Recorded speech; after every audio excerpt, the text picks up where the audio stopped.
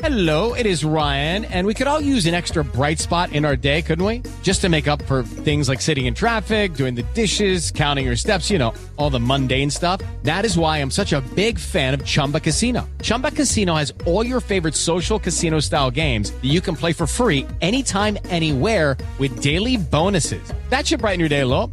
Actually, a lot. So sign up now at ChumbaCasino.com. That's ChumbaCasino.com. No purchase necessary. VGW Group. Void where prohibited by law. See terms and conditions. 18+. Hello and welcome. It is Eric Erickson here. My show minus part of a thumb. Welcome. It hurts, but I'll be okay. The phone number, 877-973-7425. Should you wish to be a part of this here program, today is the January 6th committee hearing moment. I have to be polite and dance around this to some degree. How do I go there? Let me just put it this way. I'm sorry. Some moments require diplomacy. This is one of those moments. Many of the radio stations that you're listening to will carry the January 6th committee hearing live. I personally think they are wasting their time, though I realize it's the moment, the big news moment of the day. But I think it will be, particularly for conservative radio audiences, a signal that will not go well, because I think we should not underestimate the ability of the Democrats to turn this into a partisan gab fest. I want to begin with a couple of juxtapositions, and first and foremost, audio of Elizabeth Warren on MSNBC yesterday. But I'm very hopeful, because I feel a real sense of Democrats united here. Yeah. You know, look at it this way. The Republicans, how do we get in this mess? And part of the answer is because the Republicans have fought for this for a long time. Yeah.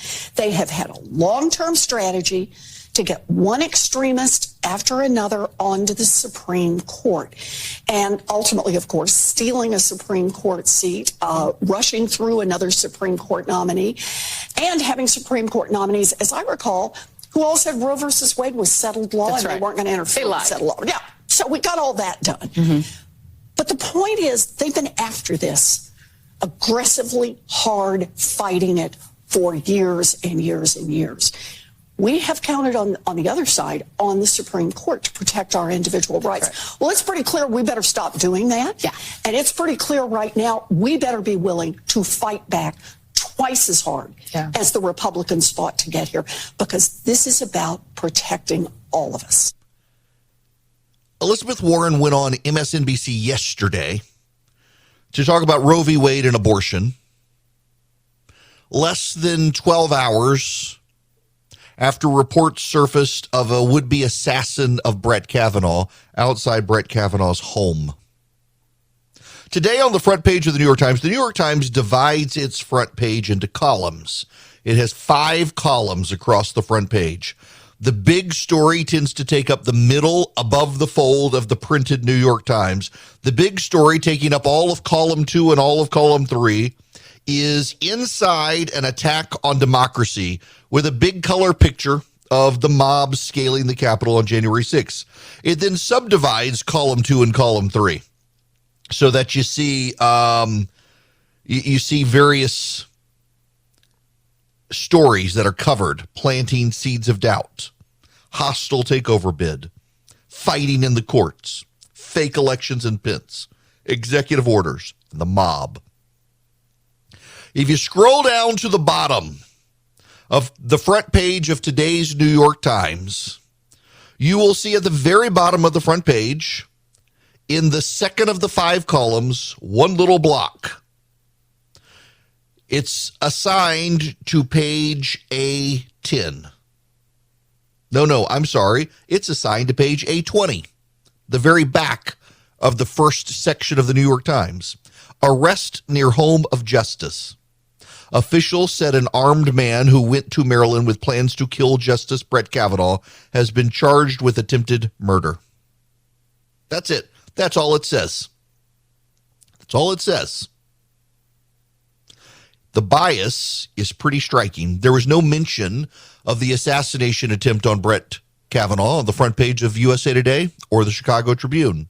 The Los Angeles Times and the New York Times had it, but in tiny, tiny print at the very bottom of the front page, and then buried it overall. On CNN.com, it's the 26th story down on their website.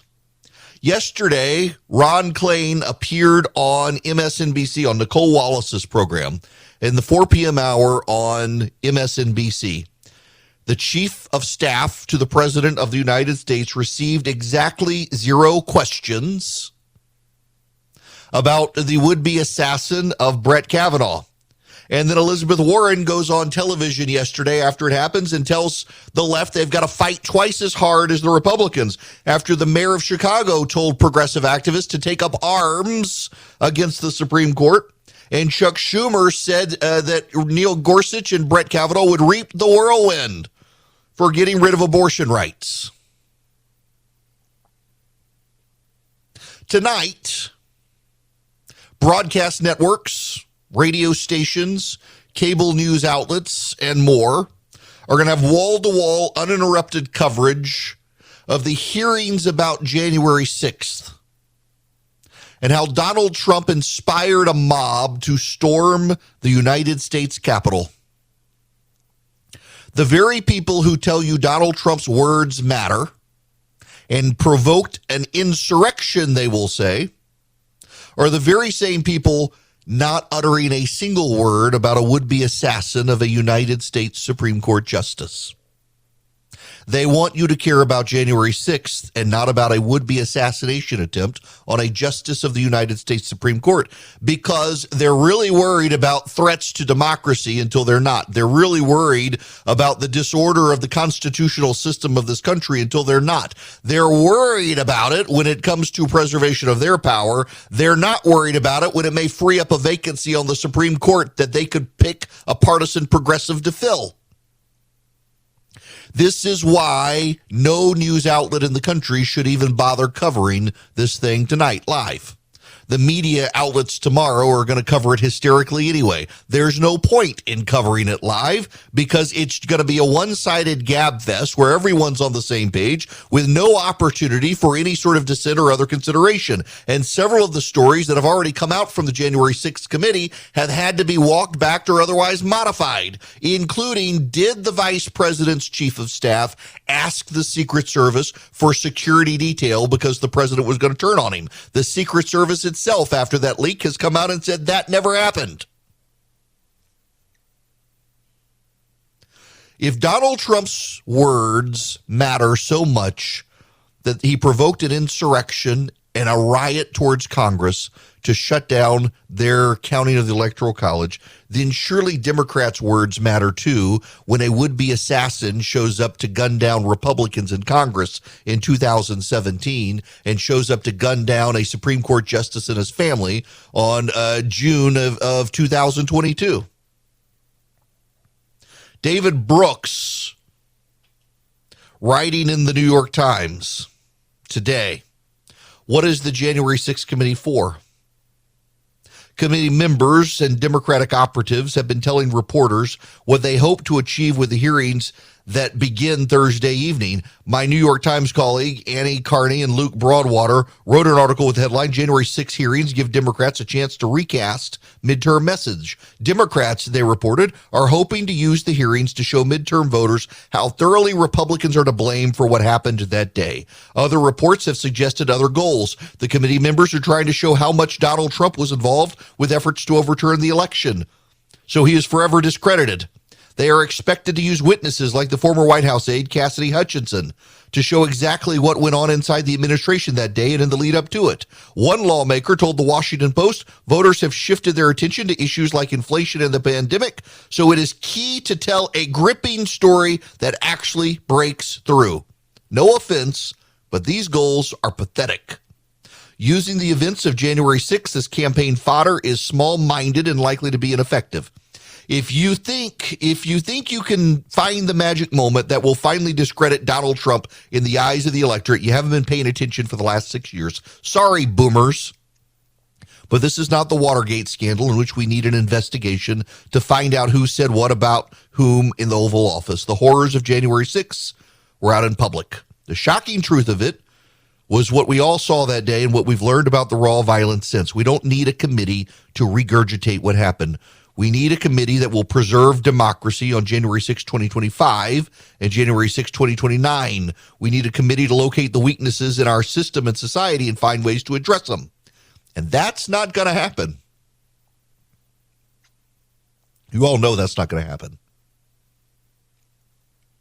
What's going to happen is a partisan reframing orchestrated by the former president of ABC News for the Democrats to try to regain some momentum for November.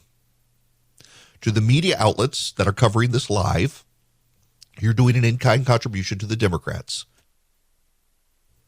You're not preserving democracy. You're not really covering the news. You're covering a campaign event for the Democrats with a couple of Republicans helping them. There's no reason they need to do this out in the open on primetime television, except Joe Biden's popularity in the Quinnipiac poll today is 35%, the lowest it's been. Only 25% of Americans support him right now, according to the Quinnipiac poll. That's why this is happening in primetime. And you can tell that members of the media who care greatly about January 6th and the Democrats who care greatly about January 6th don't really care about the American constitutional order because they've all buried the story of a would-be assassin on a Supreme Court justice because they don't like which team that justice is on. You can tell their very high-minded take on this is all partisan grandstanding because the very Democrats who yesterday could pass a resolution condemning white replacement theory and passing gun control could not pass a piece of legislation that's been with them for multiple weeks, expanding security for Supreme Court justices and their families. They couldn't bring themselves to do it. They blocked a Republican attempt to bring it to the floor. The measure passed the Senate unanimously weeks ago. If they really care about our constitutional order, they would pass that legislation and protect Supreme Court justices from would-be assassins who are no longer hypothetical, but very real. Instead, they want to grandstand on January 6th, and members of the media are willing to help the Democrats do do an in-kind contribution, to do an extended campaign ad. Don't get me wrong. January 6th should matter. January 6th should matter greatly.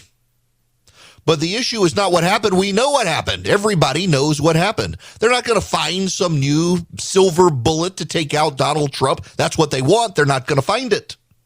What they could do is make changes to the Electoral College Act to make it clear the vice president's role is ceremonial. There's enough votes in the House and the Senate to get that done over a filibuster, but they won't do it. Nope. Instead, they want to have a primetime hearing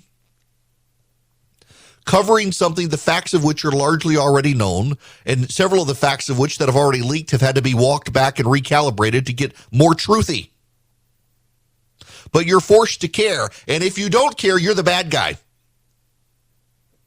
I said this morning in my morning email that people don't care about this. People have to go fill up their gas. People have to fill up their car with gas. People are far more concerned with gas prices than what happened more than a year ago. And several members of the media who subscribed to my newsletter took issue with me and said, people have to care. People must care. This is very important. Maybe to you it is, but to them it's not. And the American people are not going to care about you and them and this unless they think you care about them. And the best you do to care about them is tell them how easy it is to plug in a battery-powered car that they can't buy. The American people aren't going to care about Congress on empty stomachs and empty pocketbooks.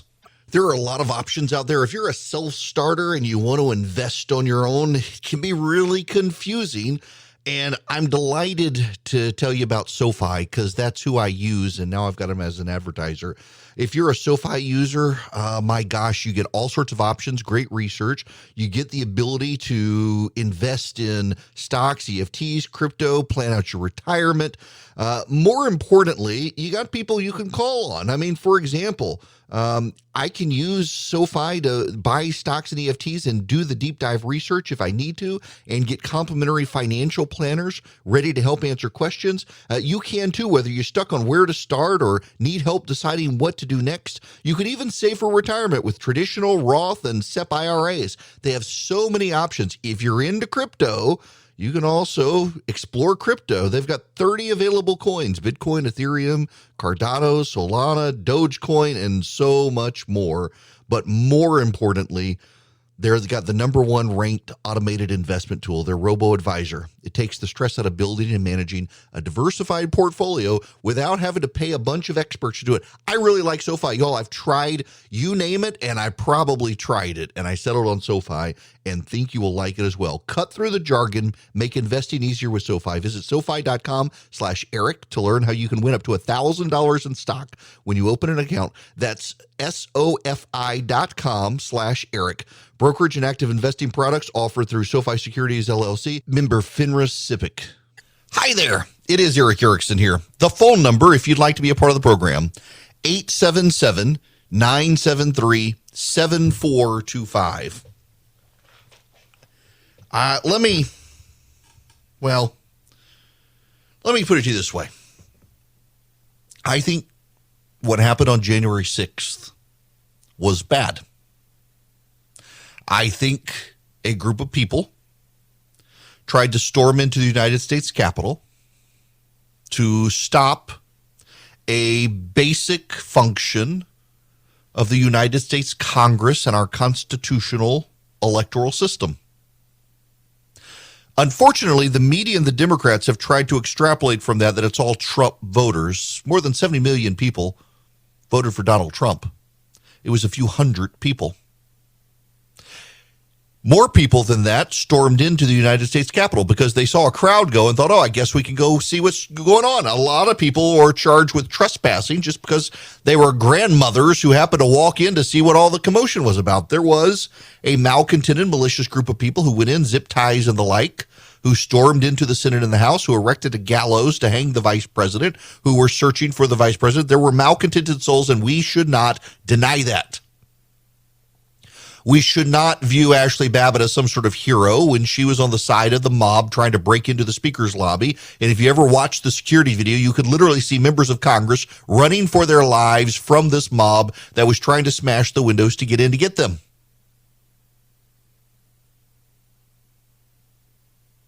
But they failed.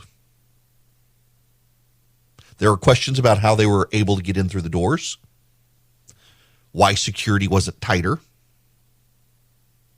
What did President Trump do or not do to get security there to protect the vice president and the Congress? They're legitimate questions. But those are not questions that need a primetime airing on television. And they are disproportionate to the amount of coverage that this is getting by the press, which brings it up every time to try to tie Republicans to it. For God's sakes, the New York Times did a whole story the other day on how this is the Democrats' opportunity to turn the tables and reset for the midterms. Very clearly, when the New York Times, a mouthpiece of the Democratic Party, is saying that this is about resetting the table for the midterms, that members of the media who are collaborating with airing this are collaborating with an in-kind contribution to the Democratic Party, when the New York Times is the one saying this. The Democrats want to use this as a partisan opportunity to blame all Republicans. I mean, literally, here is the story dated June 7th.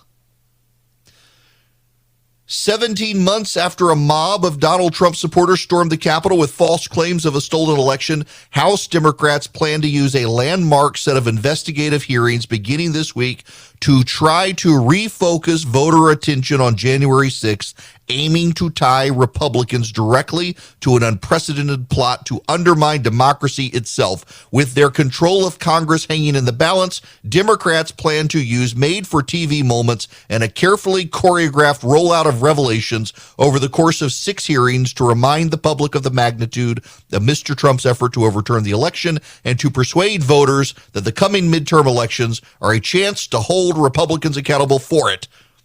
That is an admission by the New York Times that what is happening on television tonight is a partisan orchestrated media spectacle designed to help the Democrats in November, not to get to the truth of what happened. I don't understand why anyone in the media would want to go along with this. Media organizations that do are going to discredit themselves with conservatives.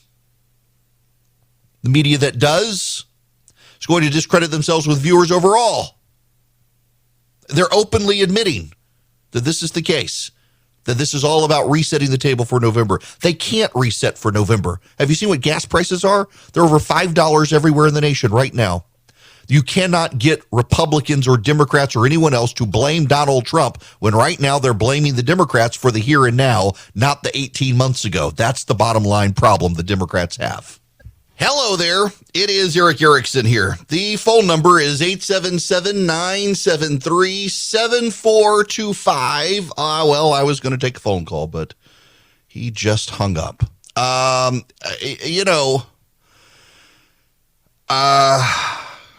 me just talk to you for a bit here. First of all, I gotta point out this ridiculous story. The Department of Defense has decided to get rid of its long-standing rule against HIV positive members of the military serving in active duty combat. You got that? The Defense Department is saying, according to Fox News, that they are getting rid of their rule. According to a document published Wednesday, individuals who are HIV positive are no longer barred from service. The document, dated June 6, cites advances in medical technology as justification for the change in regulation. Effective immediately, individuals who are HIV positive but asymptomatic and with an undetectable viral load will be allowed to deploy. Individuals covered by the new policy cannot be separated from their peers or discharged due to their illness. What's remarkable here is that if you are HIV positive, you can now serve in the military in combat, but you get fired if you don't get the COVID vaccine. That's remarkable. So you have HIV that can be, particularly if you're in a combat situation and you're bleeding, it's transmissible. But my gosh, you don't get the COVID vaccine, even if you don't have COVID, you're fired. It's remarkable brilliance from the Biden administration. Now, about the Biden administration, I want to spend a moment with you, and I need to talk to you about the seriousness, and I don't mean to make light of the situation with January 6th. I think January 6th was bad. But I think a lot of things in Washington are bad. I think someone being inspired to gun down members of Congress because Democrats said the Republicans were going to kill people was bad. And I think someone trying to murder a Supreme Court justice and his family was also bad. I don't know, call me crazy. I think that words actually can provoke crazy people to do things. Now, there's more here. Why did people storm the Capitol on January 6th? Why are people so angry these days? A lot of it ultimately is they feel like on the right that people on the left are an existential threat to them. I mean, look at the way schools are more and more foisting transgender indoctrination and critical race theory on kids. People on the left feel the same way about people on the right. Everybody views the other side as their enemy, not just their opponent these days. And the larger issue here is Washington is the be-all, end-all for everyone. I've mentioned this before. I get hate mail from a mostly older female crowd. It's mostly the women who are above 50 who get mad at me for saying this, but the reality is that your lives are not profoundly changed one way or the other who the president of the United States is. Your local school board, your local city council, even your state legislature is more likely to impact your life on a daily basis than anybody in Washington, D.C. And yet, we as a nation fixate on Washington as the be-all, end-all of all fights, that we must control Washington. And part of that is the Supreme Court. Because the Supreme Court over the last few decades has decided to interject itself into things that should be left into the Democratic sphere. Everybody had to fight over Washington and control of the Senate to be able to shape the Supreme Court. Many of the things the Supreme Court is doing now are rolling back powers past Supreme Courts granted to the progressives who decided not to even make a play in democracy, but just hammer it out before a Supreme Court that would give them what they wanted. And now this Supreme Court is being accused of being activists for having the audacity to say we never should have been involved in this business in the first place, for exercising some level of humility. Both sides in Washington, D.C. need to exercise humility on the left and the right, the Republicans and the Democrats. People should stop relying on Washington, D.C. Take guns. Rick Scott, United States Senator from Florida. When he was governor of Florida, Rick Scott signed into law a piece of legislation that raised the age to buy rifles to 21. Naturally, Democrats thought, oh, well, we'll let Rick Scott, he'll vote for us at the federal level. And Rick Scott says, nope, I won't. This is a state level issue. It's not a federal issue. You can get it done quicker at the states than you can in Washington, and you should do it at the states. And some states may not want to do it. Some states may stay with 18 for rifles and 21 for handguns, but do it at the state level. Several states have in the last week done it while Congress is still talking about what to do. Several states in the last week have done it. Your states matter more. Things get done quicker at the state level. Your states matter more. Your states should matter more. But both Republicans and Democrats alike continue to tell people that the next election is going to be the most consequential election of their lifetimes. That the next election, if they don't win it, will be the beginning of the end, if not the end altogether. If you don't vote their way, the other side is going to destroy the country. No. Look, Joe Biden has certainly wrecked the economy. The Democrats have certainly spent a lot of money to wreck the economy. But I would note as well that about the only major thing they've been able to do is pass their COVID relief package, which caused inflation. And now the voters are going to turn them out of office. The only other thing they've been able to do is a bipartisan infrastructure bill that sent money back to states to build more roads. That's it. At the regulatory level, most every major regulation that the Biden administration has put in place has been put on hold by a federal judge. So it's really hard for me to accept that Washington profoundly changes our lives on a daily basis. There are times Washington does. Obamacare changed our lives. Obamacare affected all of us and our businesses.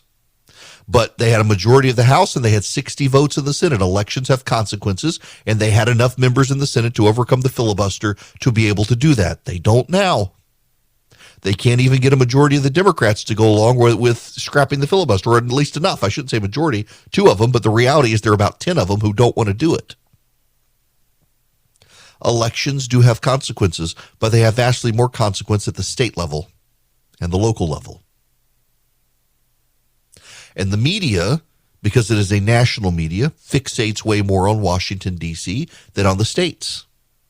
And many states have lost a lot of local news. A lot of news channels have downgraded their news because people want to be entertained. They don't want the news. Newspapers have gone out of business that would otherwise cover local elections, local corruption, local matters. A lot of local politicians can get away with stuff now they used to not be able to get away with because there isn't a robust local media. People want to be entertained, and the local news wasn't entertaining enough. And the national media has decided to make Washington blood sport to entertain you, capture your attention, keep you engaged and passionate and enraged. When on a daily basis, Your mayor is more likely to affect your life than your president. Your governor is more likely to affect your life than your president. We had a mayor where I live, and he solved the gang problem, got rid of gangs. The mayor single-handedly did what no president and no governor could do. He got rid of gang violence. In fact, this was before I was on radio. He was the mayor for 8 years and brought gang violence down to zero. You know how he did it? Got rid of the gang task force and stopped counting crimes as gang violence. That's it. That's all he did. Fudged the paperwork. Got rid of the gang violence task force. Gang violence exploded as a result. The mayor impacted the lives of people in the city far more than the president of the United States ever could. He was term limited, gone. New mayor came in, brought back the crime task force, brought back the gang violence task force, revved up the police force, and helped actually reduce gang violence. The governor of my state, Brian Kemp, here in Georgia, is expanding the gang task forces of the state. The Attorney General, Chris Carr, is expanding gang task forces all over the state at the regional and the county level to help combat gang violence. They're affecting crime and reducing crime in ways the President of the United States simply cannot, because the President doesn't have that power. The powers of Washington, D.C. are very limited. But both sides want to play Washington for keeps. Why not at the state level? Why not at the mayoral level? Why not at the local level? Why is everyone so obsessed with Washington, the one place in the country that can change your life in less ways than any of the others? It's because the media focuses there. Even I, as a conservative talk radio show host, I focus on the national more than the local, because the national is something we all have in common, and the local depends on where you live. But while focusing on it, we need to keep things in perspective. They can't destroy your life. Now, are there people who want to destroy your life at the national level? You betcha. The Obama administration decided to sue nuns to force them to provide for abortions. They sued small Christian businesses to demand that they do it as well.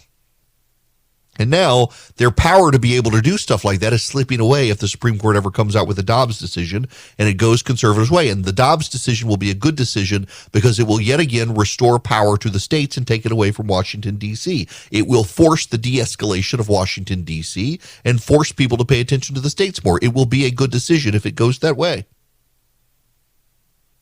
Because so much of the angst that we have about Washington comes from the courts, not from the Congress, not from the president, who can do very little. Their regulations can be put on hold by judges. Their regulations are slow to be enacted, and their regulations can be undone by the next administration. What Joe Biden does now can be completely undone by the next Republican president. What your governor does and what your state does is going to be harder to undo. Because oftentimes, at the state level, it's done through legislation. And at the local level, it becomes even harder to undo. Unless you get a critical mass of people who show up at a city council meeting. And very few people ever have the time to show up for a city council meeting. Look, I was on a city council, served one term, worst job I ever had. My gosh, there's this thing called constituents. They tend to be stupid people with problems that are easily solved, and they need you to solve them for them because they're too stupid to figure it out. I'm sorry. I have little faith in humanity after being a lawyer and an elected official. People would show up at city council. They'd complain about potholes. They would complain about this, that, and the other. It's like, you could pick up the phone and call the Department of Public Works, and they'd come fill your pothole. But instead, you want to come show up and give a 3-minute rhyme and limerick on potholes. People are stupid and annoying. But the city council could get the pothole fixed. The president can't. Your daily life is far more impacted by your local community and by your local government. And very little in Washington ever changes. Even when the Republicans or the Democrats control it all, very little ever changes. Institutionally, Washington is designed to do far less. There are enumerated powers, there are checks and balances, and there is a very slow process to get things done. And yet the great freakout continues. So much so that on January 6th, a group of people thought they needed to go defend President Trump and save what they perceived to be a stolen election because they decided the other side was not their opponent but their enemy, and they needed to stop the enemy, so this was war. And their enemy, their opponent, actually sees them as the enemy, as the bad guy, because no one ever knows anybody anymore. Nobody knows their neighbor. You want to get back to normalcy in this country? You want to restore normalcy? The media could do a lot to stop focusing every news story on Washington, D.C. and the ongoing shenanigans of Washington and start focusing on the news around the heartland that actually impacts you on a daily basis. The national media could do that. They can make it entertaining. They can make it newsworthy, but they won't because they want to focus on Washington because that's where they live. Just like when a snowstorm comes through New York City, the national media treats it as the biggest story of the day when it doesn't affect anyone outside of New York City. It's all about what they cover and how they cover it, and it's affecting our relations with each other when the reality is most people, regardless of their partisanship, are fairly decent human beings who just want to be left alone. But then that would be boring, and no one would get ratings. I want you to not just get ratings. Well, you can't really get ratings, but you can get a highly rated air purifier for your house that plugs into the wall, or even you can use with a USB cord to put it in your car and clean out dirty air in the car. That would be the Eden Pure Thunderstorm, and you can get 3 of them for less than $200. You're saving $200. All you do is you go to EdenPureDeals.com. Eden, like the Garden of Eden, pure as the driven snow, EdenPureDeals.com. You will be greeted with a discount code box on the front page of that site, and you put in ERIC3, ERICK3. And when you click through, you'll go to the Eden Pure Thunderstorm 3-pack deal where you get 3 of them. Each of them is over $100. But by using the discount code ERIC3, you get 3 of them for less than $200. So you're saving $200. You're getting them for less than $200, and you get free shipping. You get 3 of them, one for upstairs, one for downstairs, one for your basement or your car, your RV. I keep one in my suitcase when I travel, just in case the hotel room or the rental car stinks. It eliminates odors. It also gets rid of the dust and the pollen. What you do is go to EdenPureDeals.com, use the discount code ERIC3. You get them sent to your house. You can thank me later. They're great. The Eden Pure Thunderstorm. It'll clean the air, eliminate odors, does just as advertised. You can even use a USB cord to power it.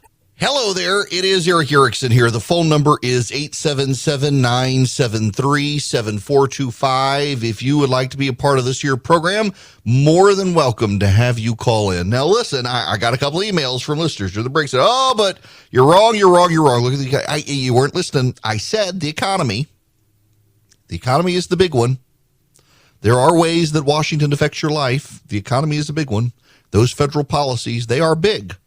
I just want you to keep your perspective here. That, yes, Washington affects your life, just not on a regular daily basis like your state and your local government. Doesn't mean it doesn't. Doesn't mean it can't. But try to keep some perspective here. Absolutely. This president and the Democrats were able to wreck the economy with their big spending. Absolutely. It's about all they've been able to do. And the voters, in November, there will be a reckoning. Every 2 years, there's an election in this country, and you get to help rechart the direction of the country should the situation change. So keep that in mind. Keep that in mind. I genuinely, truly think that if we could downplay what happens in Washington, we would be better off if we sought the welfare of our local community, as Scripture says, instead of making everything about Washington. We'd be better off. There are times you can't avoid it, certainly, when they screw up the economy like they have, the Democrats have, and there's going to be hell to pay on that. I actually want to talk about that when we come back, because Joe Biden went out yesterday on the Jimmy Kimmel Show. And, Joe Biden, he pulled a Joe Biden. And we need to talk about Joe Biden because it's got to be noticeable to more than you and me that the man has problems, and they can't hide behind the stutter on this stuff. He loses his train of thought. It's not that he stutters. It's that he makes no sense when he talks, and it's becoming a real problem. The Democrats don't seem to be able to know what to do with it. And the Democrats are starting to freak out about it because there's no message from the Democrats at all anymore That's why they want so much exposure of the January 6th committee tonight, is they need some way to get on a message that they think can help them. And, Terry McAuliffe in Virginia was not able to use that as a message for victory. Yes, he incentivized and expanded the number of Democrats who would go vote for him, but he also emboldened a bunch of independent voters to vote for Glenn Youngkin by being so out of touch and so focused on just Donald Trump and January 6th. It didn't work for the Democrats in Virginia, and it's not going to work for him nationally either. But Joe Biden, he says he's got a message. He just doesn't know what it is. With the Lucky Land Slots, you can get lucky just about anywhere. This is your captain speaking. We've got clear runway and the weather's fine, but we're just going to circle up here a while and get lucky. No, nothing like that. It's just these cash prizes add up quick. So I suggest you sit back, keep your tray table upright, and start getting lucky. Play for free at LuckyLandSlots.com. Are you feeling lucky? No purchase necessary. Void where prohibited by law. 18+ terms and conditions apply. See website for details.